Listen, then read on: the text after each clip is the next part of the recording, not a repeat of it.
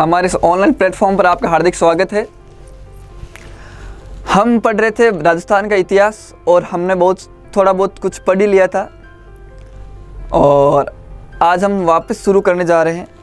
हमने पिछली जो कक्षाएं थी उसमें पढ़ा था अल्लट मेवाड़ का हमने इतिहास शुरू किया था। उसमें हमने बापा राहुल पढ़ लिया और बापा राहुल का हम पिछले वाले क्लास में रिवीजन कर चुके हैं। तो जो पिछली क्लास का रिवीजन है वो आपको मैं करवा देता हूँ कि अल्लट के बारे में हमने शुरू किया था पिछली क्लासों में कि अल्लट का अन्य नाम क्या था, आलू राहुल। अल्लट ने अहाड़ को अपनी दूसरी राजधानी बनाया। अल्लट ने अहाड़ में वरा यानी विष्णु मंदिर का निर्माण करवाया। अल्लट ने मेवाड़ में नौकरशाही की स्थापना की और अल्लट ने एक हूण राजकुमारी हरिया देवी से विवाह किया था और हरिया देवी ने हर्षपुर नामक गांव बसाया था। ये तो अपने अल्लट। दूसरा अगला राजा हमने पढ़ा था जैत्र सिंह। जैत्र सिंह का जो टेन्योर था, जो कार्यकाल था, वो था 1213 से 1285 ईस्वी। हमने पढ़ा कि इसके बाद जो शासनकाल में एक सबसे बड़ी घटना घटित हुई थी वो थी भूताला का युद्ध। भूताला का युद्ध कब हुआ था? 1227 ईस्वी। किस किस के बीच में? जैत्र सिंह वर्सेस इल्तुतमिश। इल्तुतमिश कौन था? दिल्ली का सुल्तान था और इसमें जैत्र सिंह के सेनापति कौन थे? मदन व बालाक थे। इसमें विजयी कौन रहा? जैत्र सिंह विजयी रहा। और हमने पढ़ा कि इल्तुतमिश की लौटती हुई जो सेना थी उन्होंने नागदा को लूट लिया। इस कारण इसके बाद में जैत्र सिंह ने चित्तौड़ को अपनी राजधानी बनाया। फिर हमने पढ़ा कि इस युद्ध की जानकारी हमें कहाँ से प्राप्त होती है, तो हमने पढ़ा ये कि एक जयसिंह सूरी नामक राइटर हुए थे, उनकी एक बुक थी हमीर मद मर्दन। इस पुस्तक से हमें इस युद्ध की, भूताला के युद्ध की जानकारी मिलती है। फिर हमने पढ़ा कि नाडोल का राजा था उदय सिंह, उस पर जैत्र सिंह ने आक्रमण किया और उससे मैत्री संबंध स्थापित करने के लिए उदय सिंह ने अपनी पोती रूप कंवर की शादी जैत्र सिंह के बेटे तेज सिंह से कर दी थी। फिर हमने पढ़ा कि एक दिल्ली का एक सुल्तान हुआ बाद में, नासिरुद्दीन मोहम्मद। उसने 1248 ईस्वी पर जैत्र सिंह पर आक्रमण किया, लेकिन उसे बेरंग लौटना पड़ा, हार का सामना करना पड़ा उसे। और आगे हमने देखा कि एक सिंध का एक शासक हुआ नासिरुद्दीन कुबाचा, उसने भी जैत्र सिंह के साथ संघर्ष किया, लेकिन उसे भी बेरंग लौटना पड़ा। जैत्र सिंह पर विजय प्राप्त नहीं कर सका। इन सब के कारण अपने एक इतिहासकार हुए डॉक्टर दशरथ शर्मा, जिन्होंने उस मध्यकालीन मेवाड़ का जो एरा है उसको जैत्र सिंह का स्वर्णकाल बताया। जैत्र सिंह का जो कार्यकाल है उसको मध्यकालीन मेवाड़ का स्वर्णकाल बताया है। ये हमने तो पिछली क्लास में पढ़ा था। अब आज हम एक नया राजा शुरू करेंगे, रतन सिंह। अब मुझे नहीं लगता कि अपने भारत में तो आज के दिन में रतन सिंह को कोई ऐसा बच्चा भी नहीं है जो जानता नहीं है। हो सकता है आप उसको किसी दूसरे रूप में जानते हो, उसको नहीं जानते तो रानी पद्मिनी को तो आप जानते ही होंगे। और यदि पद्मिनी के नाम से नहीं जानते हो तो पद्मावती के नाम से तो ज़रूर जानते होंगे, क्योंकि मुझे पता है जब हमने यहाँ से शुरू किया था तो हम और सर बैठे थे तो इतिहास की ऐसी बात ही चल रही थी, तो मैंने बोला कि रानी पद्मिनी नाम लिया मैंने। भले ही सर हिस्ट्री के स्टूडेंट नहीं रहे हो, लेकिन पढ़े लिखे अच्छे बिजनेसमैन हैं तो उनको तो ये उन्होंने पढ़ रखा है होगा, लेकिन उन्हें पद्मिनी दिमाग में नहीं आई। फिर मैंने बोला कि पद्मावती, तो वो बोला कि हाँ पद्मावती। तो ऐसा इसलिए हुआ कि हमने इतिहास की नज़र से पढ़ा ही नहीं कभी। हमने इतिहास को फिल्मों में देखा है। हम चाहते हैं कि फिल्मों वाले, बॉलीवुड वाले हमें इतिहास पढ़ाएं, लेकिन वो पद्मिनी का नाम बदलकर पद्मावती कर देते हैं। फिल्म का नाम भी पद्मावत रखते हैं। वही पद्मिनी है रतन सिंह वाली, वही रतन सिंह है पद्मावत वाली। तो इसके बारे में हम पढ़ेंगे। अब सबसे पहला क्या है इनके कार्यकाल में हुआ कि भाई इनका एक भाई था कुंभकर्ण था। पहले ये होता कि जब राजा का सबसे बड़ा बेटा होता वो तो बनता राजा, सबसे बड़ा बेटा, और बाकी जो भाई थे उनको छोटी छोटी जगह जागीरें दी जाती थी, छोटे छोटे गांव दे दिए जाते थे, सामंत ठिकाने दे दिए जाते। बोलते कि भाई तेरे पास 10 गांव है, इन 10 गांवों का टैक्स तू वसूला कर और राजा को दे दिया कर, तेरा पूरा परिवार वहीं रहेगा। तो उन्हें सामंत बोलते या ठिकानेदार बोलते।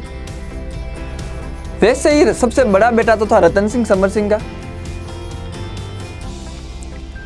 वो राजा बन गया। तो इसका एक भाई था कुंभकर्ण। तो कुंभकर्ण नेपाल चला जाता है। कुंभकर्ण नेपाल चला गया और वहाँ पर गुहिल वंश की राणा शाखा की शुरुआत करता है। हमने शुरुआत में पढ़ा था कि गुहिल वंश की 24 शाखाएं थी। एक ये मेवाड़ वाली गुहिल शाखा थी और इसकी भी एक शाखा थी नेपाल में, राणा शाखा। और इसकी जो स्थापना किसने की थी, शुरुआत किसने की थी, वो था कुंभकर्ण। और किसका भाई था, रतन सिंह का। एक तो इसके बारे में ये हो गया। अलाउद्दीन खिलजी, रणवीर सिंह। अलाउद्दीन खिलजी ने इसी के समय पर आक्रमण किया था, वही रतन सिंह है। यह आक्रमण किया था 1303 ईस्वी में।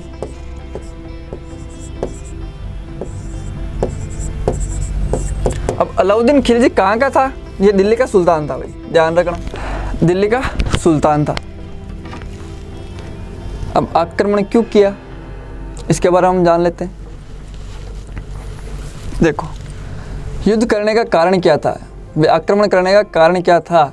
एक का मतलब अलाउद्दीन खिलजी है, आयुष्मान खुराना मत समझ लेना कोई, अलाउद्दीन खिलजी है। तो आक्रमण क्यों किया उसने मेवाड़ पर।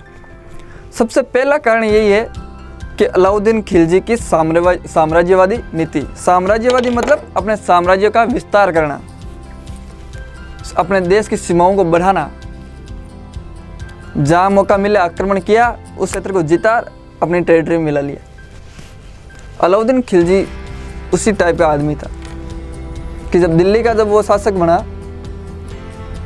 अपने चाचा जलालुद्दीन खिलजी को मारकर, लगभग जलालुद्दीन खिलजी ने बहुत से क्षेत्र जीत लिए थे, लेकिन अलाउद्दीन खिलजी उससे भी ज़्यादा महत्वाकांक्षी शासक था। उसने अपनी महत्वाकांक्षा को काबू में नहीं रख पाया वो, और जहाँ मौका मिला आक्रमण कर दिया। एक तो सबसे बड़ा कारण यही था कि मेवाड़ उसका एक, जो उस समय एक स्वतंत्र रियासत हुआ करती थी, वो उसको अपने अंडर में लेना चाहता था। सबसे पहला कारण तो ये हो गया। मेवाड़ का व्यापारिक और सामरिक महत्व। अब बताता हूँ मैं आपको मेवाड़ की स्थिति। ये दिल्ली है, ये मेवाड़ है,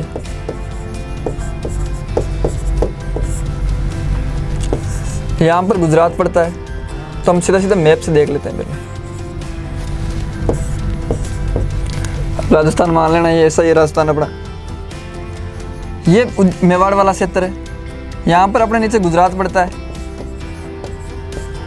इधर मालवा पड़ता था, इधर दिल्ली पड़ती है। दिल्ली का शासक कौन है, अलाउद्दीन खिलजी। यहाँ पर गुजरात राज्य, मालवा और गुजरात दोनों ही व्यापारिक दृष्टि से समृद्ध स्टेट थे। कि भाई गुजरात तो तटीय क्षेत्र, गुजरात का समुद्र की जो तट है, वहाँ पर बंदरगाह स्थित था। सारा का सारा व्यापार है, ट्रेड है, वो गुजरात बंदरगाह से होता, सूरत बंदरगाह से होता था।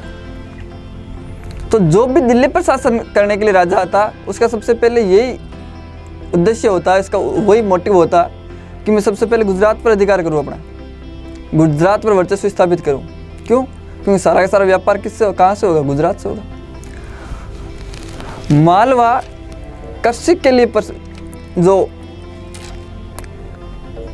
महत्वपूर्ण स्थान था कि यहाँ कृषि बहुत अच्छी होती थी, हरियाली, हरा भरा प्रदेश था।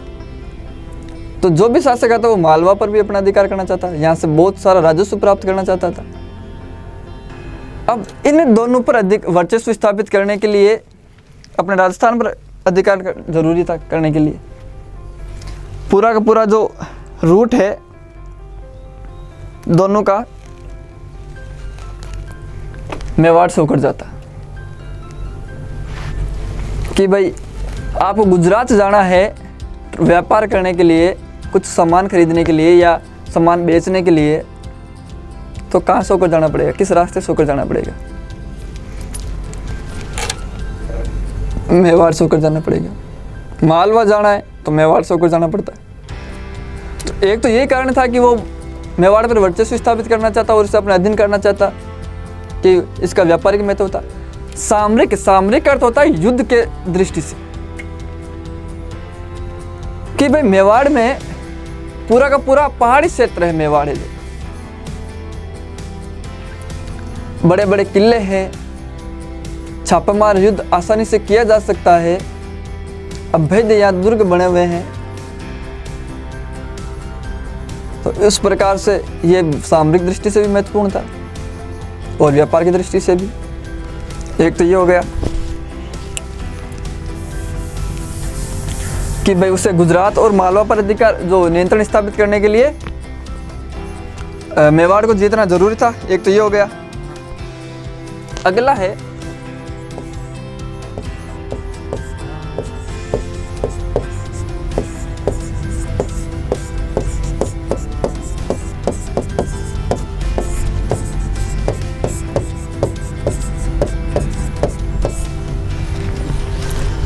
सुल्तान की प्रतिष्ठा का सवाल। प्रतिष्ठा मतलब मान सम्मान, सुल्तान की नाक का सवाल, इगो। कहते हैं कि जब 1299 ईस्वी में अलाउद्दीन खिलजी सोमनाथ को लूटने के लिए जा रहा था, उस समय वो मेवाड़ के जो मैंने बताया सोमनाथ गुजरात में पड़ता है, और यदि आप गुजरात जाना पड़ेगा तो मेवाड़ के क्षेत्र से जाना पड़ेगा, मेवाड़ से होकर जाना पड़ेगा। तो जब ये जा रहे थे 1299 ईस्वी में सोमनाथ, तो उस समय राजा हुआ था मेवाड़ का समर सिंह। राजा कौन था? समर सिंह। और जब समर सिंह को बात पता चली कि भाई अलाउद्दीन खिलजी की सेना आ रही है दिल्ली से और गुजरात जा रही है, सोमनाथ को लूटने के लिए जा रही है, उससे पहले ये पता नहीं था कि भाई वो जहाँ का आ रहे हैं, लेकिन उसे पता था कि अपने जो क्षेत्र से, अपने एरिया से अलाउद्दीन खिलजी की सेना जा रही है। उसने अपनी सेना भेजी, उन रोक लिया, बोले क्या रहे, कहाँ जा रहे हो, टैक्स दो मुझे। किस बात का टैक्स? Toll tax. आज भी होता है अपने टोल। वैसे पहले बोला कि रोड टैक्स दे मुझे, टोल टैक्स दे। तो अपन आज जब टोल टैक्स पे जाते हैं तो अपन क्या बोलते हैं? अपने भी किसी का चाचा विधायक है, किसी का भाई एसडीएम है, तहसीलदार है, तो हम भी क्या बोलते हैं? विधायक साहब की गाड़ी है, तहसीलदार साहब की गाड़ी है। अपना दिखाते हैं पूरा का पूरा। तादात्म्यकरण करते हैं तादात्म्यकरण, कि उनके कद को बताकर हम अपना कद ऊंचा करते हैं और बोलते हैं कि भाई टैक्स नहीं है, गाड़ी उनकी है, उनके भाई भतीजे हैं। उसी प्रकार जब समर सिंह के जो सेनापति है, तो समर सिंह आया था वहाँ टैक्स लेने के लिए, तो उसकी सेनापति ने बोला कि तू जानता नहीं हम कौन है, किसके आदमी है? उसने बोला जिसके भी हो, मुझे क्या करना, मुझे टैक्स सही है। बोला कि अलाउद्दीन खिलजी की सेना है ये, और अलाउद्दीन खिलजी की सेना से तू टैक्स लेगा? बोला कि लूंगा मैं तो। बोला मान जा रहे, इसका जो प्रभाव बहुत बुरा पड़ेगा, दुष्प्रभाव तो जानता नहीं है, साइड इफेक्ट्स इसके। उसने जो होगा देखा जाएगा, परिणामों की चिंता हमें नहीं है, प्रयास करना हमारे हाथ में है। और उसने टैक्स वसूल लिया। किसने? समर सिंह ने। तो ये प्रतिष्ठा का सवाल ऐसा हो गया कि भाई ये सोमनाथ लूट लाट के वापस आ गए, वहाँ बैठते दरबार में। जैसे दरबार में बैठते अलाउद्दीन खिलजी टांग पर टांग देकर बैठता और बोलता कि मैं बादशाह हूँ इस हिंदुस्तान का, पूरे हिंदुस्तान को लूटा है मैंने, सोमनाथ को मैंने खंडित कर दिया, उसका खंड खंड कर दिया है मैंने, और काफिरों में कोई किसी में औकात नहीं है कि मुझे चुनौती दे सके। तो अब कहते हैं कि आप भले कुछ चीज़ें भूल जाओ, दुनिया वाले आपको भूलने नहीं देते। कि जिस प्रकार यदि आप किसी परिणाम में, आप किसी परीक्षा में फेल हो जाओ, आप भूल जाओ, आपके घर वाले भूल जाए, पड़ोसी भूलने नहीं देते।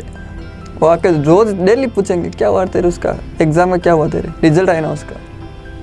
अब आपको पता है कि उसे पता है ये मजे लेने के लिए कह रहा है, क्या वो खोदते हैं अपने गाहों को, कुरेदते हैं। उसी प्रकार जब ये बात बोलता तो लोग हंसते अब सुल्तान था वो, उसे तो कैसे ही बोलते, लोग यूं मुंह नीचे कर हंसते। तो वो पूछते क्या रे क्यों हंस रहे हो, मैंने कौन सा जोक मार दिया। बोला नहीं सर ऐसे ही हंसते हम तो, ऐसे ही कोई बात हमारी थी। बोला कि भाई आप दरबार में बैठे हो तो बात हमारी नहीं होती है, बात राज्य की होती है, बताओ क्या बात है। बोला कि सर आप बोलते हो कि मैंने पूरे हिंदुस्तान को लूट लिया, सारे के सारे मेरे अधीन है, लेकिन वो टोल टैक्स वाला अभी तक मामला सुलझा नहीं है। उसको याद है, हाँ यार टोल टैक्स। बोला टोल टैक्स, हाँ समर सिंह ने लूटा था उस टाइम हमले सेना से। हाँ बोला ठीक है। कहते हैं कि जब उसमें तो अलाउद्दीन खिलजी का जीना हराम कर दिया था, कोई बच्चा भी आने भानिया भी उसको बोल के चला भाग के चला जाता ये टोल टैक्स, तो उसका पूरा का पूरा जलजला उठा था वो अलाउद्दीन खिलजी, और उससे गुस्सा आया और उसने इस पर आक्रमण कर दिया। एक तो ये हो गया कि सुल्तान की प्रतिष्ठा का सवाल, कि जब वो सोमनाथ जा रहा था तो मेवाड़ के राजा समर सिंह ने उसे कर वसूला था। क्या वसूला था समझ में आ गई। एक तो ये हो गया। अगला है मेवाड़ का बढ़ता हुआ प्रभाव। यदि आप किसी बड़ी शक्ति को चुनौती देते हो, उससे लड़ने का साहस दिखाते हो, तो आपका प्रभाव बढ़ेगा या घटेगा? ऑफ कोर्स बढ़ेगा। कि मेवाड़ वालों ने अलाउद्दीन खिलजी से टैक्स वसूल कर लिया, उसके टोल टैक्स ले लिया था, राष्ट्र जो कर वसूला था, तो पूरे देश में वाही होने लगी कि भाई राजा हो तो मेवाड़ वालों के जैसा हो, और सारे के सारे मेवाड़ वालों की बातें मानने लगे, राय लेने लगे उनसे। उससे कहीं ना कहीं दिल्ली के सुल्तान की जो प्रभाव है वो कम हो रहा था, और मेवाड़ का प्रभाव वो बढ़ रहा था। उसको गुजर मेवाड़ वालों को बहुत दिन हो गए चांचू करते के लिए, चूंचा मुला दो उनका, उसने आक्रमण कर दिया। अब अगला है जिसका आपको बेसब्री से इंतजार था कि भाई अलाउद्दीन खिलजी ने तो आक्रमण एक ही बात के लिए किया था, उसे कुछ नहीं चाहिए था, बस रानी चाहिए थी, पद्मिनी, पद्मावत। एक बात यह है कि रानी पद्मिनी की सुंदरता, उसी कारण से इसने आक्रमण किया था। ये गौण कारण है, मुख्य कारण वही है। लुगाइयों के लिए ऐसे आक्रमण नहीं किए जाते थे, हो सकता है कर देते। रानी पद्मिनी सुंदर थी, वास्तव में सुंदर थी, लेकिन जिस प्रकार हमने इतिहास में पढ़ा है उसका कारण ये नहीं था युद्ध का। युद्ध करता वो भले ही रानी पद्मिनी नहीं होती, रानी पद्मिनी के बारे में उसे पता नहीं होता, फिर भी वो आक्रमण करता। ये हो गई। ध्यान रखना कि अलाउद्दीन खिलजी ने आक्रमण किया था 1303 ईस्वी में। उसके कारण क्या क्या थे? पहला कारण है अलाउद्दीन खिलजी की साम्राज्यवादी नीति। दूसरा है चित्तौड़ का व्यापारिक एवं सामरिक महत्व। तीसरा है सुल्तान की प्रतिष्ठा का सवाल। चौथा है चित्तौड़ का बढ़ता हुआ प्रभाव, और अगला है रानी पद्मिनी की सुंदरता। अब हम रानी पद्मिनी के बारे में थोड़ा बहुत पढ़ लेते हैं। रानी पद्मिनी कौन थी, कहाँ से थी, क्या सच्चाई है, क्या गलत पढ़ाया गया है, क्या गलत पढ़ा है हमने, उसके बारे में हमें कहते हैं कि ये सिंहल द्वीप की राजकुमारी थी। सिंहल मतलब श्रीलंका। श्रीलंका को अपने जो पौराणिक ग्रंथ है या ऐतिहासिक ग्रंथ है उसमें सिंहल द्वीप कहा गया है। सिंहल एक जनजाति थी, जिस जहाँ पर सिंहल जनजाति का निवास था, उसे कौन सा द्वीप कहा था? कहते थे सिंहल द्वीप। समझ में आ गई? आज का श्रीलंका, पिता कौन थे? गंधर्व सेन और माता चंपावती। अब आप बोलोगे सर ये श्रीलंका और अपने मेवाड़ वालों राजस्थान का क्या लेना देना, कि वे श्रीलंका बड़ा ठेठ समुद्र के पार। समुद्र तो है ही उधर ठेठ दक्षिण में, मेवा अपना राजस्थान बड़ा ठेठ इधर उत्तर में। हो सकता है वैवाहिक संबंध रहे होंगे, लेकिन मुझे नहीं लगता कि चोल राजाओं के बाद में या अपने राम जी के बाद में उधर कोई गया ही होगा। तो हम तो ऐसा अपने पढ़ा है, लोगों ने इतिहास में, हमने कहानियों में पढ़ा है कि ये सिंहलदीव की राजकुमारी थी और पिता गंधर्व सेन और माता चंपावती थी। हमारे एग्ज़ाम में यही पूछा जाता है कि ये रानी पद्मिनी कहाँ की थी। तो हमें मानो या ना मानो, लेकिन हमें अपना प्रश्न या क्वेश्चन एक नंबर पाने के लिए हमें सिंहलदीव करना पड़ता है, करते हैं, सारा का सारा लिखते हैं। लेकिन अपने जो राजस्थान के जो पढ़ते हैं, जब इतिहास डिटेल में पढ़ते हैं, तो उसमें अपने एक दोहा है कि पुगल गडरी पद्मिनी तू रानी सिरमौर, जैसलमेर जन्म लियो परणी गढ़ चित्तौड़। कि पुगल आज का बीकानेर है, वहाँ पर एक जगह है पुगलगढ़ की पद्मिनी, कि पुगलगढ़ की पद्मिनी तू रानी सिरमौर, तू रानियों में सर्वोपरि है। जैसलमेर जन्म लियो, पुगल जैसलमेर की रियासत में आता था, जैसलमेर रियासत में। जैसलमेर जन्म लियो परणी गढ़ चित्तौड़, और जन्म कहाँ हुआ तेरा? जैसलमेर में। तेरी शादी कहाँ हुई? चित्तौड़ में। कहते हैं कि कवि की कल्पना है, कवि ने अपने जो आगे हम पढ़ेंगे उस ग्रंथ के बारे में कौन सा था, उसमें ऐसा लिखा गया है कि एक बार रतन सिंह सो रहे थे, गहरी निद्रा में नींद ले रहे थे। एक तोता आता है और उनको बोलता है कि सुकेश तो यहाँ सो रहा है, तेरा इंतजार वहाँ श्रीलंका में जैकलिन फर्नांडिस कर रही है। अपने जैकलिन श्रीलंका की है, और सुकेश का नाम आपने सुना ही होगा। कि रतन सिंह सो रहा था और आता है कि हे राजा, हे राजन, आप यहाँ सो रहे हो और एक विश्व सुंदरी, एक परी आपका इंतजार श्रीलंका में कर रही है। तो रतन सिंह बोलता है मुझे उसका रास्ता पता नहीं है, मैं कैसे जाऊं? तो बोला फॉलो मी। आता है वो, उसके पीछे पीछे जाता है, ठेठ श्रीलंका जाता है। रतन सिंह थोड़े बहुत अब बोला कि भाई तोता उड़ गया।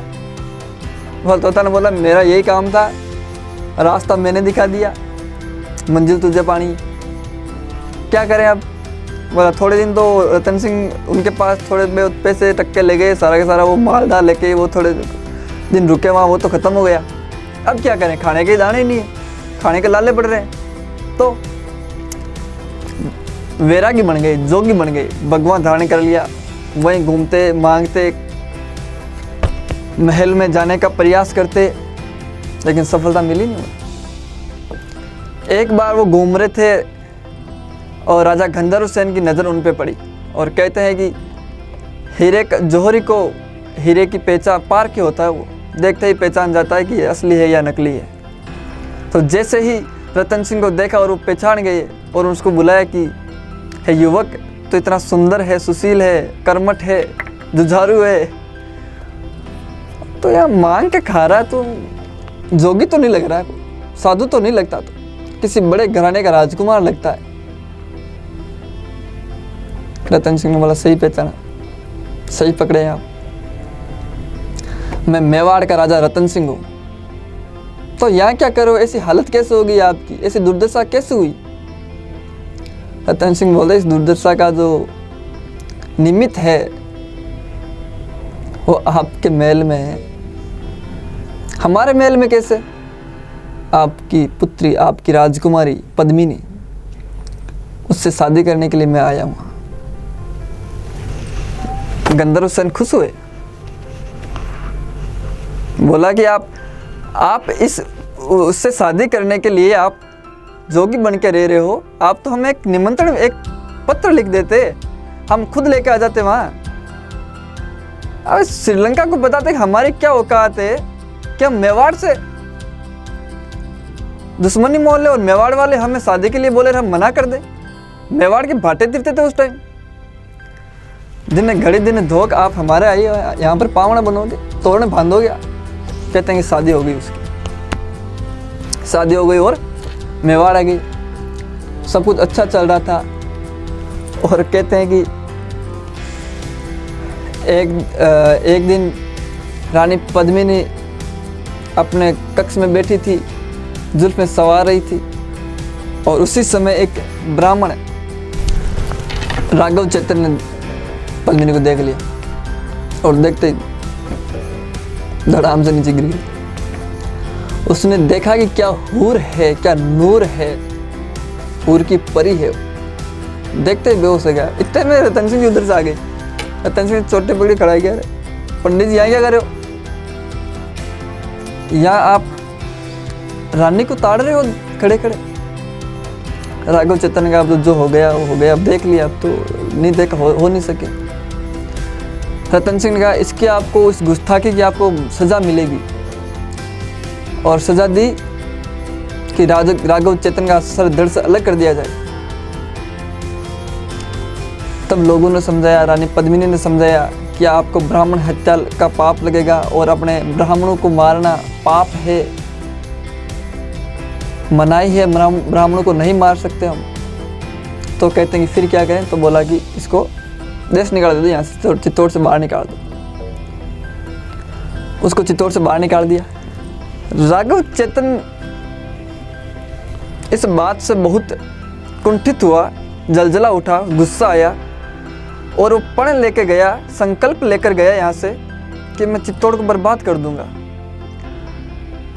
और रतन सिंह जिस रानी की सुंदरता पे गुरूर कर रहा है, उस रानी को भी मुंह से छिनवा दूंगा। वो जाता है, और अब कहाँ जाएगा? दुश्मन का दुश्मन सच्चा दोस्त होता है। मेवाड़ का दुश्मन कौन? अलाउद्दीन खिलजी। राघव चेतन अलाउद्दीन खिलजी के पास जाता है। तब अलाउद्दीन खिलजी से बुलाता है मेवाड़ में, पंडित जी, पंडित जी।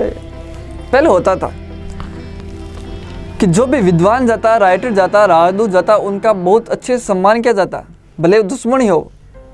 आए बैठो, बहुत नाश्ता और खाना वाना खिलाया, उनको बिठाया। राघव चेतन ने पूछा अलाउद्दीन खिलजी ने, और पंडित जी कैसे हाल चाल आपके? उसने बोला मेरे तो ठीक है, आप सुनाओ। उसने मेरे मज़े, पूरा हिंदुस्तान को लूट रखा है मैंने, बींद रखा है पूरे को, मज़े ही मज़े अपने। तो राघव चेतन ने कहा आप काहे के मज़े रे? तो मेरे तो रतन सिंह के है वहाँ, क्या है मज़े? उसके कैसे मज़ा है कि भाई भले ही आपके पास पूरे हिंदुस्तान की बादशाह है आपके पास, लेकिन जब तक पद्मिनी नहीं है आपके पास तब तक कुछ नहीं है। सारा का सारा वीरान है ये दुनिया, जंजाल है ये, मिथ है, माया है। यदि पद्मिनी ना हो, कौन है पद्मिनी? रतन सिंह की पत्नी। और कहते हैं कि वो सुंदरता का बखान करते हैं कि जब वो पानी पीती है तो उसके गले से पानी दिखता है, आर पार दिखता है। नख दिया लो यावे, अपने कहावत है कि कितनी सुंदर है, कोई कितना सुंदर होता है, गोरा होता है, उससे हम बोलते हैं कि नख दिया लो यावे, इतनी सुंदर है, इतनी बड़ी बड़ी आंखें हैं उसकी, हिरनी जैसी चाल है उसकी। अपने तो होता है किसी की सुंदरता को इंगित करना हो, परिभाषित करना हो, हम यही बोलते हैं बड़ी बड़ी आंखें।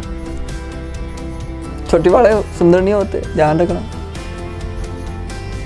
हिरनी की जैसी चाल है उसकी, होता है अपने। कहते हैं कि हमारी बेटी तो गाय है। गाय किसकी उपमा है? गाय की से तुलना करना मतलब शांत स्वभाव की, लेकिन शादी के बाद पता चलता है कि वो मारनी गाय है। गाय तो है लेकिन मारनी गाय है ना, बेंटी ठोकती है वो सिंगड़े से, है ना। तो इतनी सुंदर है। अलाउद्दीन खिलजी वैसे ही खार खाई बेटा ही था, उसने आक्रमण कर दिया। कहते हैं कि जब उसने आक्रमण किया राघव चेतन के कहने पर, पहले उसने सीधा आक्रमण नहीं किया, घेरा डाल रखा था पूरा का पूरा। पहले उसको बुलाया, बाकी तो आपने सारे की सारी जो सीन है वो मूवी में देखा ही होगा कि कैसे वो आता है, कैसे उसे बोलता है कि मुझे पहले तो 6-7 महीने वो घेरा डाल के रखता है वहाँ चित्तौड़ में। जब उसे लगता है कि पार नहीं पड़ेगी तो वो बोलता है कि अलाउद्दीन रतन सिंह के पास में एक मैसेज भेजता है, और मैसेज ये भेजता है कि मुझे रानी पद्मिनी को एक बार दिखा दे, उसके बाद मैं वहाँ से चला जाऊँगा। उस बात को ये जब रानी पद्मिनी को पता चलती है, रतन सिंह तो मना कर देता है साफ साफ कि मुझे कुछ नहीं दिखाना, तुझे युद्ध करना युद्ध कर ले। रानी पद्मिनी को लगता है कि चलो उसके देखने से ही यदि ये युद्ध टाला जा सकता है, देखने दो, उसमें क्या है, दूर से दिखा देना। बाकी आपको पता है कि वो जाता है वहाँ पर, और जैसे वहाँ खड़ी होती है पद्मिनी, नीचे पानी का बर्तन रखा होता है, उसमें उसको दिखाते हैं, वापस चला जाता है। तो ये बातें होती है। और जब वो वापस उसको सी ऑफ करने के लिए जाता है रतन सिंह, तो अलाउद्दीन खिलजी उसे बंदी बना लेता है, और बंदी बनाकर उससे बोलता है कि यदि पद्मिनी को मुझे नहीं सौंपा गया तो मैं रतन सिंह को मार दूंगा। कहते हैं कि ये संदेश पहुंचाया गया पद्मिनी के पास में। पद्मिनी ने बोला ठीक है, यदि आप मेरे पति को मेरे बदले छोड़ दोगे तो मैं आ रही हूँ। उस समय उसने बुलाया अपने दो, एक भाई और एक भतीजा था। रानी पद्मिनी का भाई था गोरा, बादल, दोनों चाचा भतीजे थे। बुलाया और बोला कि बीरा, तेरी राखड़ी का धर्म निभाने का, जो फर्ज निभाने का समय आ गया। बोला बोल बहन, क्या चाहिए तुझे? कि तुम्हारे जीजाजी को अलाउद्दीन खिलजी ने बंधक बना लिया है और ये शर्त रखी है। कहते हैं कि रानी पद्मिनी जितनी सुंदर थी उतनी ही बुद्धिमान थी, और उसने शर्त रखी कि मैं आऊंगी तो मैं अकेले नहीं आऊंगी, यदि मैं आऊंगी तो मेरे साथ मेरी दासियां आएगी, और दासियां भी 2-4 नहीं, सैकड़ों की संख्या में, हजारों की संख्या में आएगी। अलाउद्दीन को भेज दे, अपना कोई टेंशन नहीं है। और खूब राजी, एक के साथ इतनी सारी वो गए। कहते हैं कि जब रानी पद्मिनी अगली जो बीच में पाल की थी, एक में तो रानी पद्मिनी स्वयं बैठ गई और एक में गोरा बादल बैठ गए। बाकी में सारे की सारी जो पालकियां थी उसमें एक भी महिलाएं नहीं थी, सारे के सारे सैनिक थे महिलाओं के बेस में। पालकी को उठाने के लिए तो 4 आदमी चाहिए, जितने सारे पालकियां थी उसके साथ 4, एक पालकी के साथ 4 आदमी, और सैनिक बहुत सारे हो गए। पहले तो अंदर बैठे थे वो। जब वो वहाँ गई तो बोला कि रानी पद्मिनी ने बोला कि मैं मिलने से, जो तेरे पास आने से पहले आखिरी बार मैं अपने पति से मिलना चाहती हूँ। बोला ठीक है, मिल लो। अलाउद्दीन खिलजी को बड़ा गर्व था कि अब तो ये आ गई और ये क्या ही कर लेगी मेरा। कहते हैं कि वो अंदर जाती है, बॉडीगार्ड खड़े होते हैं उसके सामने, अलाउद्दीन खिलजी को बंधक बना के बांधे हुए बैठे रहते हैं। पद्मिनी अंदर प्रवेश करती है और कहते हैं कि रानी पद्मिनी जितनी सुंदर, जितनी बुद्धिमान थी, उससे कहीं ज़्यादा वो बहादुर थी, योद्धा थी, वीरांगना थी। कहते हैं कि उसने उसको चारों बॉडीगार्ड को मारा, रतन सिंह को बंदी से छुड़ाया। जितने के सारे उसको पता चले तब तक सारे के सारे पालकियों में सैनिक निकले, जितने भी वहाँ पर जो खिलजी की जो सेना थी उनको मारा और भागकर अंदर किले में आ गई। इस बात से ये क्या वो नाम इसका, अलाउद्दीन खिलजी गुस्सा उठता है और उससे अब तो लगा कि अब तो आक्रमण ही करेंगे, अब तो इसको मारेंगे, या तो ऐसे या वैसे, पाना तो है पद्मिनी को। उसने मुझे ललकारा है, मेरी बहादुरी को ललकारा है। उसने आक्रमण किया, अलाउद्दीन खिलजी को आक्रमण कर देता है। समझ में आ गई कि राघव चेतन के कहने पर पद्मिनी के बारे में कौन बताता है अलाउद्दीन खिलजी को? राघव चेतन। और इसमें उसके सेनापति कौन थे? गोरा और बादल थे, वही सेनापति थे जो इसके भतीजे थे, उसके साथ गए थे। और कहते हैं कि जब वो आक्रमण करता है उस समय 25 अगस्त 1303 को मेवाड़ का प्रथम शाखा होता है। अब साका क्या होता है इसके बारे में सुन लो। साका में होता है जौहर और केसरिया। कि जब आपको युद्ध हो रहा है और आपको पता है कि अगले की सेना 10,000 है, अपने पास केवल और केवल 2,000 की सेना है और हारना निश्चित है, हार हमारी होगी, लेकिन हम अपने स्वाभिमान के लिए, अपने अभिमान के लिए उनकी जो अधीनता स्वीकार नहीं कर सकते, हम नहीं करेंगे, हमें तो युद्ध करना है। और परिणाम भी आपको पता है कि आपकी हार निश्चित होगी, आप मरोगे। तो उस समय दो चीज़ें की होती, उस समय साका होता था। साका में भी क्या होता, साका में एक तो होता जौहर और एक होता केसरिया। कि एक साका शब्द है, उसमें दो चीज़ें होती, जौहर और केसरिया को मिला दें तो उसे क्या बोलते हैं, साका। जौहर में क्या होता, जौहर में महिलाएं, हारने वाले पक्षी जो महिलाएं होती थी वो अग्नि में प्रवेश कर, अग्नि स्नान कर लेती, खुद को अग्नि में झोंक देती, भाई जिंदा जलाना है ना, जिंदा जला देती थी खुद को। कि जब उसने अलाउद्दीन खिलजी ने आक्रमण किया तो पद्मिनी जौहर करती है, पद्मिनी के नेतृत्व में 1600 अन्य जो स्त्रियां हैं वो जौहर करती है। जौहर में क्या होता है कि महिलाएं अपने आप को अग्नि में झोंक देती है, आग में प्रवेश कर जाती है, अग्नि स्नान कर लेती है, जिंदा जल जाती है। ये तो हो गया जौहर। केसरिया में क्या होता है कि जब आपको पता है कि आप युद्ध हारोगे, लेकिन आपको लड़कर हारना है, मरना तो है लेकिन कैसे मरोगे, लड़कर। उस समय उनको पता होता है कि हम हारेंगे, तो आदमी क्या करते, केसरिया साफा बांधते, केसरिया कलर का केसरिया साफा पहन के दूर के दरवाजे खोलते और शत्रु सेना पर टूट पड़ते। उस समय उनका एक ही मोटिव होता, हमें तो मरना है, लेकिन हम सामने वाली सेना पर सामने वाली सेना कितना नुकसान पहुंचा सके, उनके कितने लोगों को मार सकते हैं, इसे बोलते केसरिया। कि केसरिया में क्या, साका में क्या क्या होता है, जौहर और केसरिया। जौहर कौन करती, महिलाएं, केसरिया पुरुष करते। अब ध्यान रखने वाली बात यह है कि जो जौहर है ना, कि जौहर का नेतृत्व किसने किया था, रानी पद्मिनी ने। रानी पद्मिनी 1600 अन्य स्त्रियों के साथ अपने आप को आग में प्रवेश, आग में झोंक देती है, अग्नि स्नान कर लेती है। और जो इसका जो केसरिया है वो रतन सिंह नेतृत्व में केसरिया किया गया। और उसके सेनापति कौन कौन थे, गोरा और बादल की। रानी पद्मिनी और अन्य 1600 स्त्रियों ने जौहर किया और रतन सिंह नेतृत्व में केसरिया किया गया।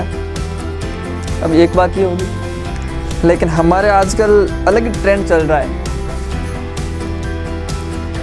कि कहते हैं कि जब ये पद्मावत फिल्म आई थी उस समय बहुत सारे लोगों ने, उसी समय ज़्यादा लोगों को पता चला कि भाई ऐसे भी टर्म्स होती थी कि भाई स्त्रियाँ खुद को जिंदा जला देती। उस टाइम हमारे इंटेलेक्चुअल जो लोग हैं, बुद्धिजीवी जो लोग हैं, उन्होंने कहा कि बहुत सारी महिलाओं ने भी आके ऐसा कहा कि यदि पद्मिनी की जगह यदि मैं होती और एक शर्त होती कि भाई आपके आने से, मेरे पास में आने से आपके पति या आपके जो रियासत के लोग हैं, आपकी जनता है, वो बच जाएगी, मेवाड़ आक्रमण से, उस भीषण युद्ध से बच जाएगा, तो मैं अपने आप को उसके सामने, उसके पास चली जाती, उसके हरम में रहना पसंद करती, यानी सत्य नहीं होती मैं। तब एक दोहा मुझे याद आता है कि हूँ बलिहारी रानिया सांचा गर्भ सिकाय, जांचा हंदे तापने हर के गी दृग लगाए। कि मैं उन रानियों की बलिहारी हूँ, उन रानियों की कृपा पात्र हूँ जिन्होंने अपने गर्भ में पल रही बच्ची को भी ऐसी शिक्षाएं दी है, ऐसी शिक्षा दी है कि जिसे अग्नि से नवजात की माँ, यानी जच्चा यानी नवजात की माँ, वो जो अग्नि सेक करती है, तपती है, उसको देखकर वो नवजात बालिका हरकती है, खुश होती है कि एक दिन मुझे ये सौभाग्य मिलेगा, इसमें प्रवेश करने का, सत्य होने का सौभाग्य मिलेगा।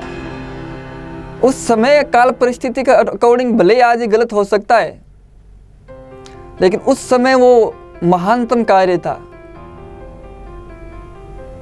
कि जब अपने मुस्लिमों का जब आक्रमण शुरू हो गया था तो उनको पता था कि यदि अपन हार जाएंगे, यदि मैं उनके पास चली भी जाऊंगी तो उसकी क्या गारंटी है कि वो मेवाड़ को छोड़ देंगे।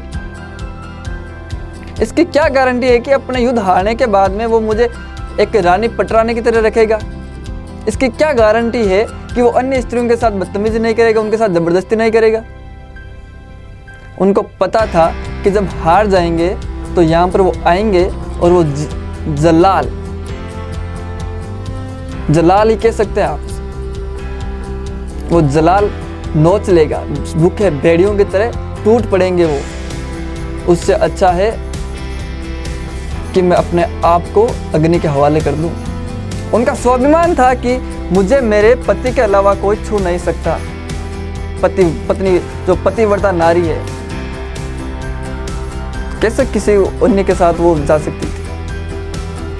और कहते हैं कि जब ऐसा भी रतन सिंह पर आरोप लगाया जाता है कि यदि रतन सिंह बुद्धिमती दिखाता, अलाउद्दीन खिलजी की अधीनता स्वीकार कर लेता, तो शायद इस भीषण संग्राम से बचा जा सकता था। 30,000 लोगों की जिंदगी को बचाई जा सकती थी। लेकिन अपने तो सीधी बात है कि हम युद्ध करेंगे तो दो ही कारण से, या तो जीतेंगे या मरेंगे। ये बात होती थी। और हम राजस्थान को वैसे ही वीरों की भूमि के नाम से जाना जाता है, और मुझे लगता है कि इस वीरों की भूमि से ज़्यादा वीरांगनाओं की भूमि है ये।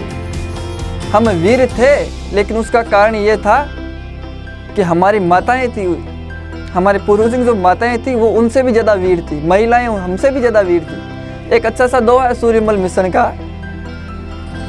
कि सगली श्रेणी हो सकी, दो और उल्टी दाह, दूध लजाओ पूत तिम वड़े लजाओ ना।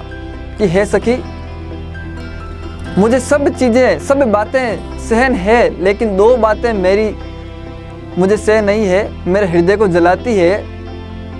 एक तो दूध ले जाने वाला पुत्र, कि यदि जो मेरा दूध पी के भी युद्ध की भूमि से बाहर खड़ा होता है या मरने के डर से युद्ध नहीं करता है वो, और एक दूसरा वड़े लजानो न है, कि एक वो पति जो मेरी चूड़ी को लजाता है कि युद्ध भूमि से वो भाग कर आ जाता तो मेरी चूड़ियाँ हैं वो किस काम की। कि सुन सगली श्रेणी सगली हो सकी, दो और उल्टी दाह, दूध लजानो पूत तिम वड़े लजानो ना।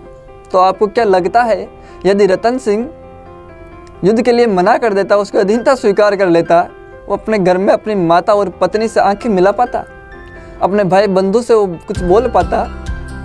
क्या हम वो आज इतिहास पढ़ते हैं जो मेवाड़ का गौरवशाली, क्या वो इतिहास हम पढ़ पाते? क्या हम रतन सिंह को जिसे महानता के कारण जानते हैं, उस पर फिल्में बनाई जा रही है, उस पर सीरियल बनाए जा रहे हैं, क्या वो बन पाते? नहीं। ये बात है तो ध्यान रखना। साका कब हुआ था? 25 अगस्त 1303 ईस्वी को। उसमें साका में क्या क्या होता है? केसरिया और जौहर होता है। केसरिया जो जौहर है, रानी पद्मिनी के नेतृत्व में किया था। 1600 अन्य रानियां भी उसके साथ सती हुई थी, स्त्रियां। और जो केसरिया है वो रतन सिंह नेतृत्व में किया था। और सेनापति कौन थे इसके, क्या नाम? गोरा और बादल। ये हो गया। और कहते हैं कि जब ये आक्रमण हुआ, चित्तौड़ पर अधिकार कर लेता अलाउद्दीन खिलजी और 30,000 लोगों को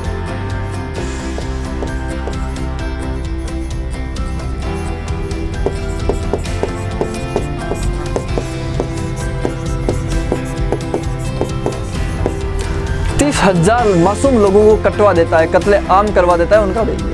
अब सैनिक तो सारे के सारे मर गए, अपना गुस्सा किस पे उतारे? जो आम जनता थी उसको मार दिया। अपने सीधे से पहले अलग सिस्टम था कि भाई जब मध्य जो एशिया जो मुस्लिम जब आक्रमण उससे पहले अपने युद्ध होता दो राजाओं के बीच में होता। जब युद्ध हो गया, राजा और राजा के बीच में हो रहा है, सेना सेना आपस में लड़ रही है, सैनिक सैनिक को ही मारेगा, आम जनता को कुछ नहीं करेगा। उनका अलग सिस्टम था, सेना हार गई, जनता को लूटो, जनता को मारो, ये था। समझ में आ गई? बाद में चित्तौड़ पर अधिकार हो गया। चित्तौड़ पर अधिकार होने के बाद में अलाउद्दीन खिलजी ने जो चित्तौड़ का किला है वो अपना उसका एक बेटा था खिज्र खां, क्या नाम था उसका? खिज्र खां को सौंपता है और उसका नाम बदलकर खिजराबाद कर देता है। चित्तौड़ का नाम बदलकर क्या कर देता है? खिजराबाद, और सौंपता किसे? खिज्र खां को। समझ में आ गई? आज भी नाम बदले जाते हैं, वो कभी चर्चा का विषय, कभी बाद में करेंगे हम चर्चा भी। नाम बदलना भी एक विकास है, सांस्कृतिक विकास। जो लोग हल्ला मचाते हैं ना, नाम क्यों बदले जाते हैं, देख लो। इतिहास में भी नाम ऐसे बदले जाते, तो रखने देते आप खिजराबाद चित्तौड़ का, वापस चित्तौड़ क्यों बदला नाम? बोल देते उनको भाई खिजराबाद कर दो। हम बाद में पढ़ेंगे जयपुर का भी नाम बदल के इस्लामाबाद कर दिया था, कर देते आप, इस्लामाबाद रहने देते, वापस क्यों जयपुर किया? ऐसा होता है, सब करते हैं, लेकिन अपनी अपनी डबली, अपना अपना राग वाली बातें हैं। नाम बदल कर क्या कर दिया इसका? खिज्र खां। सौंपा किसको? खिज्र खां को। नाम क्या बदल रख दिया? खिजराबाद। एक तो ये हो गई इसके बारे में। अब यहाँ पर राज करेगा, कुछ ना कुछ निर्माण करेगा। इसने गंभीर नदी पर एक पुल का निर्माण करवाया। किसने? खिज्र खां ने। ध्यान रखना, पूछ ले कोई, गंभीरी नदी पर पुल का निर्माण किसने करवाया था? खिज्र खां ने। उसी समय उसने एक मकबरा बनाया था, एक मकबरा और एक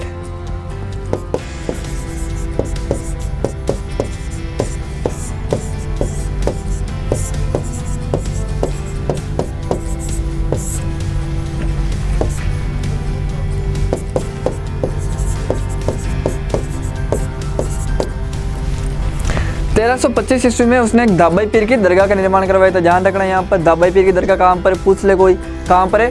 चित्तौड़ में। और निर्माण किसने करवाया था? खिज्र खां ने करवाया था। और जो उस मकबरा है ना, उस पर एक अभिलेख लिखवाया था। अभिलेख पता है आपको? आज भी लिखवाते हैं अभिलेख। कोई तालाब बनवाता है, कोई मंदिर बनवाता है, कोई दरगाह बनवाता है, कुछ भी बनवाता है। एक बेंच की जो छोटी मोटी बनाता है उस पर भी बना लिख देता है कि फलाने फलाने मंत्री ने इसका उद्घाटन किया है। वैसे उसी टाइम भाटे पे लिखवा देता अभिलेख। तो उसमें अकबरे में अलाउद्दीन खिलजी को मकबरे का जो अभिलेख है ना, उसमें जो मकबरा बनवाया था उस पर अभिलेख लिखवाया। और उस अभिलेख में अलाउद्दीन खिलजी को उसने ईश्वर, जो संसार का रक्षक और ईश्वर की छाया बताया कि अलाउद्दीन खिलजी कौन है? सिकंदर सानी। कौन है ये? संसार का रक्षक है ये, कि अल्लाह तआला ने इसे संसार की रक्षा करने के लिए भेजा है। और कौन है वो? एक ईश्वर है, खुद ईश्वर की छाया है, ईश्वर का प्रतिबिंब है। ईश्वर खुद नहीं आ सकता, उसने फोटोकॉपी भेज दी अपनी, बोला कि भाई मेरी फोटोकॉपी है, मेरी छाया है, मैं ही हूँ, मेरा अंश है, मेरा अवतार है, और ये यहाँ पर संसार की रक्षा करने के लिए आया है। ये आप सबकी रक्षा करेगा, आप पर अधिकार करेगा, आपसे टैक्स दो। मैंने बताया था आपको कि मेवाड़ के जो गोइल है वो अपने आप को एकलिंग जी के दीवान मानते हैं। देख लो, अलाउद्दीन खिलजी भी खुद को ईश्वर का रक्षक, ईश्वर की छाया बताता है। इसे बोलते हैं राजत्व का देवी सिद्धांत, कि अपने आप को भगवान से जोड़ के देखना है कि जनता आसानी से समझ सके। समझ में आ गई कि खिज्र खां, चित्तौड़ का दूर किसे सौंप दिया गया? खिज्र खां को। और खिज्र खां को बाद में खिज्र खां ने गंभीर नदी पर एक पुल का निर्माण करवाया। फिर एक मकबरा और दाबाई पीर की दरगाह का निर्माण करवाया। और मकबरे के जो अभिलेख है उसमें क्या लिखवाया? अलाउद्दीन खिलजी कौन है? संसार का रक्षक और ईश्वर की छाया। एक ये। थोड़े दिन हुए, उसका मन नहीं लगा। खिज्र खां ने बोला, पापा डैडी मन नहीं लग रहा मेरा, तो क्या करें बेटे बेटे, कुछ नया करते हैं। तो वहाँ से चला जाता है, दिल्ली चला जाता है वापस। दिल्ली चले जाने के बाद में जो चित्तौड़ का दुर्ग है ना, अब ये तो यहाँ से चला जाता है तो किसको सौंपे अब किला? तो जालौर में अपने सोनगरा चौहान हुए थे, उसमें हुआ था कानड़देव चौहान, कानड़देव सोनगरा। उसने भी जो उसके समय भी साका हुआ था, अलाउद्दीन खिलजी ने आक्रमण किया था। उसका एक भाई था मालदेव सोनगरा, कि मालदेव जी आप चित्तौड़ की जो शासन व्यवस्था है आप संभालो। और कहते हैं कि बड़ी बड़ी मुच्छें रखता था, इसलिए उसे बोलते थे मुच्छाड़ा मालदेव। ध्यान रखना। खिज्र खान के बाद में चित्तौड़ का दुर्ग किसे सौंपा गया? इसको, मालदेव सोनगरा को। ये तो बात अपने हो गई, सारी की सारी डिटेल हो गई। अब हम पढ़ते हैं इसके अगली, पद्मावत।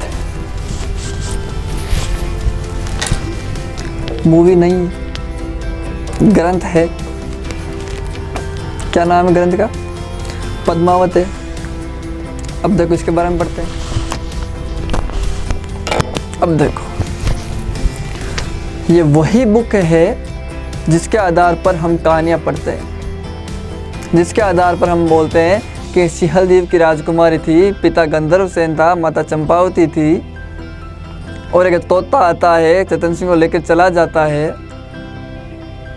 ये वही किताब है पद्मावत, इसी किताब में लिखी गई है। और पद्मावत के लेखक कौन है? मलिक मोहम्मद जायसी। कौन सी भाषा में लिखी गई है? अवधी। कौन सी भाषा है? उत्तर प्रदेश का अपना जो मथुरा वाला जो पूरा वो एरिया है, पूरी राजस्थान से आगे वाला, वहाँ के जो क्षेत्र में बोली जाती है अवधी भाषा बोली जाती है। अब लिखी कब गई है? 1540 ईस्वी में, यानी 200-250 साल बाद में एक राइटर हुए थे। कवि की कल्पना है ये पूरी की पूरी कहानी, इसमें सच्चाई रत्ती भर भी नहीं है। तोता आया था, कोई तोता वोता नहीं आया।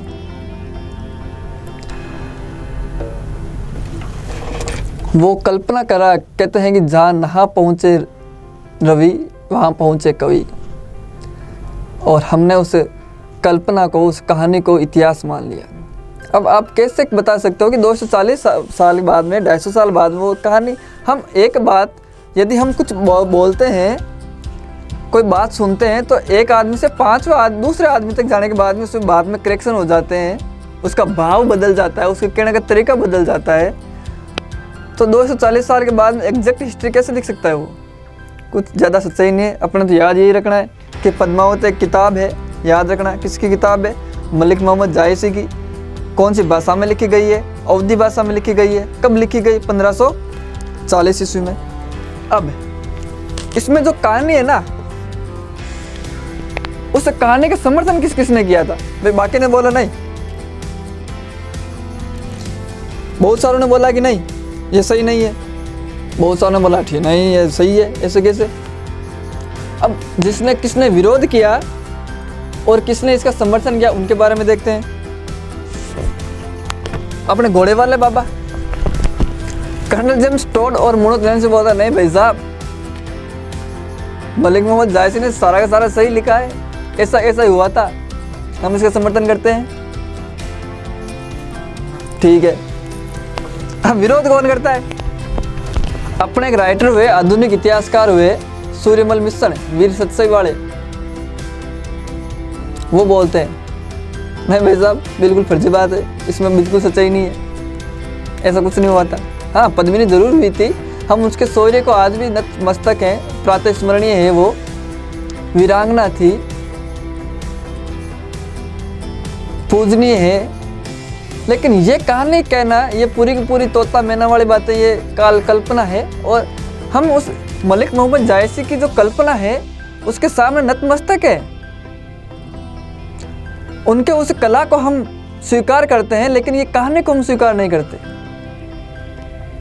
समझ में आ गई कि कर्नल जेम्स टॉड और मोनोत नैन्सी ने तो इसे जो कहानी है उसको स्वीकार किया है, लेकिन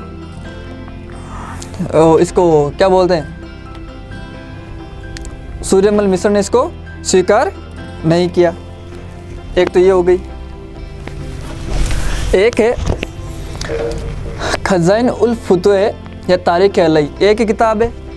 या तो आप इसे तारीख अलई कह दो या खजाइनुल फतवे कह दो। खजाइनुल फतवे अलाउद्दीन खिलजी की फतेह, उसने कौन कौन से क्षेत्र पर आक्रमण किए थे। इस किताब में क्या है, अलाउद्दीन खिलजी ने जितने भी राजस्थान पर आक्रमण किए उसकी जानकारी हमें इस किताब से मिलती है। राइटर कौन है, अमीर खुसरो, खुद का था, साथ में था अमीर खुसरो, जहाँ भी जाता है खुसरो साहब को साथ में लेके चले जाता है। बोला आप आंखों देखा वर्णन करो इन चीज़ों का, समझ में आ गई। खजाइनुल फतवे या तारीख अलई किसकी बुक है, अमीर खुसरो की। और इसमें जानकारी क्या मिलती है हमें, इसमें अलाउद्दीन खिलजी के राजस्थान आक्रमण की जानकारी मिलती है। गोरा बादलरी चौपाई, गोरा बादल जानते हो, मैंने लिखाया था अभी कि रतन सिंह के सेनापति कौन थे, गोरा और बादल थे। री यानी की, मारवाड़ी के शब्द है री, इसको री को हिंदी में क्या बोलेंगे, की। गोरा बादलरी चौपाई, चार चार लाइनों में जो लिखे जाते हैं, दो में दोहे लिखे जाते हैं, चार में चौपाई। गोरा बादलरी चौपाई, राइटर कौन है इसके, हेमरत्न सूरी। और ये महाराणा प्रताप के दरबारी थे, रतन सिंह के दरबारी नहीं थे, महाराणा प्रताप हुए थे। महाराणा प्रताप ने बोला कि भाई आप अपने जो इतिहास में कौन कौन से पराक्रमी हुए उनके बारे में किताब में लिखो। तो हेमरतन जी ने गोरा बादल पर एक किताब लिखी, गोरा बादलरी चौपाई। इसके साथ में एक और किताब याद रखना, गोरा बादलरी वात, ये किसने लिखी, जाटमल, ध्यान रखना। गोरा बादलरी चौपाई तो हेमरतन सूरी की और गोरा बादलरी वात है जाटमल की। अपने रतन सिंह जी कंप्लीट हो गए। हमने क्या क्या पढ़ा कि रतन सिंह का एक भाई था कुंभकर्ण, नेपाल चला जाता है और वहाँ पर राणा साका की स्थापना करता है। फिर हमने पढ़ा कि 1303 में उसके समय अलाउद्दीन खिलजी आक्रमण करता है। अलाउद्दीन खिलजी का आक्रमण करने के कारण कौन कौन से थे हमने पढ़ा, उसकी साम्राज्यवादी नीति, मेवाड़ का व्यापारिक एवं सामरिक महत्व, उसकी प्रतिष्ठा का सवाल सुल्तान की, क्योंकि उसने 1299 ईस्वी में समर सिंह ने उससे कर वसूल लिया था। और मेवाड़ का बढ़ता हुआ प्रभाव और रानी पद्मिनी की सुंदरता। रानी पद्मिनी की सुंदरता के बारे में हमने क्या देखा, रानी पद्मिनी के बारे में हमने क्या पढ़ा कि इसकी ये कहाँ की थी, सिंहल द्वीप की राजकुमारी थी, पिता थे गंधर्व सेन, माता थी चंपावती। राघव चेतन नामक ब्राह्मण ने अलाउद्दीन खिलजी को रानी पद्मिनी की सुंदरता के बारे में बताया। और 25 अगस्त 1303 ईस्वी को चित्तौड़ का पहला साका होता है। साका में दो चीज़ें होती है, जौहर और केसरिया। जौहर रानी पद्मिनी के नेतृत्व में किया गया और केसरिया रतन सिंह के नेतृत्व में किया गया। और 1600 अन्य स्त्रियां भी उसमें सती हुई थी और इसके सेनापति थे गोरा और बादल। अलाउद्दीन खिलजी चित्तौड़ पर अधिकार कर लेता है और 30,000 लोगों को कत्ले आम करवा देता है, उसका नरसंहार करवा देता है और चित्तौड़ का दुर्ग किसे सौंप देता है, खिजर खां को, उसका नाम बदलकर खिजराबाद कर देता है। फिर हमने पढ़ा कि ये जो उसने खिजर खां ने गंभीर नदी पर एक पुल का निर्माण करवाया था और वहाँ पर एक मकबरे दाबाई पीर की दरगाह का निर्माण करवाया। उस मकबरे का अभिलेख में लिखवाता है कि अलाउद्दीन खिलजी ईश्वर की छाया और संसार का रक्षक है। बाद में ये खिजर खां के बाद में ये दुर्ग है वो अलाउद्दीन खिलजी जालौर के कानड़ मालदेव सोनगरा को सौंप देता है और मालदेव सोनगरा को क्या बोलते हैं, मुच्छाड़ा मालदेव। फिर हमने कुछ किताबें पढ़ी, किताबों के बारे में हमने पहली पढ़ी पद्मावत, ये मलिक मोहम्मद जायसी की अवधी भाषा में 1540 में लिखी हुई। और इस जो बुक में जो कहानी है उसकी कर्नल जेम्स टोड और मूर्त नैन्सी तो समर्थन करते हैं, लेकिन सूर्यमल मिशन उसका समर्थन नहीं करते। फिर हमने पढ़ा कि एक खजाइनुल फतवे या तारीख अलई, इसकी ये किसकी रचना है, यह अमीर खुसरो की और इसमें अलाउद्दीन खिलजी के राजस्थान आक्रमणों की जानकारी है। फिर हमने देखा कि एक गोरा बादलरी चौपाई है, ये हेमरतन सूरी ने लिखी थी और हेमरतन सूरी महाराणा प्रताप के दरबारी थे। फिर हमने एक और किताब पढ़ी गोरा बादलरी वात, ये लिखी थी जाटमल ने। बस अपने रतन सिंह जी पूरे हुए। Thank you.